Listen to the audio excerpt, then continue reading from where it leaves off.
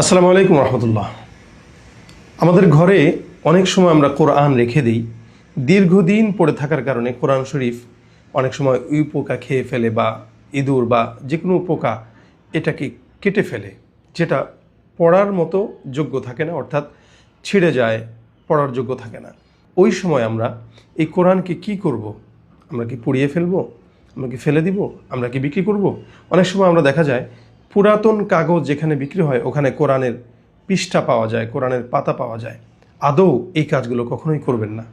আপনার জন্য আমার জন্য উচিত হচ্ছে কোরআন শরীফ যখন পড়ার অযোগ্য হয়ে যাবে, এটা একদম ছিঁড়ে যাবে বা ওই পোকা খেয়ে ফেলবে, তখন আমরা কোরআনটাকে একটা প্যাকেট করব, করে ওটাকে আমরা কোনো মাটির নিচে দাফন করে দিব, অথবা ওই কোরআনের যেই অংশগুলো আছে ওগুলোকে কোনো একটা প্যাকেটের ভিতরে রেখে আমরা ইট দিয়ে বেঁধে কোনো নদীর মাঝখানে আমরা ওটাকে ডুবিয়ে ফেলবো। আর যদি আমরা আগুন দিয়ে পোড়াইও, যদিও আগুন দিয়ে পোড়ানো অনেক মুফতিয়ানে কেরাম নিষেধ করেন, যদি আমরা আগুন দিয়ে পোড়াইও তাহলে ওইটার ছাইকে আমরা এক জায়গায় দাফন দিয়ে দেব। তবে সর্বোত্তম হচ্ছে কোরআন যদি ছিঁড়ে যায় তাহলে ওটাকে পড়ার অযোগ্য হয়ে যাওয়ার পরে মাটির নিচে দাফন করে দেওয়া। আল্লাহ পাক আমাদেরকে কোরআনের সম্মান বুলন্দ রাখার তৌফিক দান করুন। আমিন।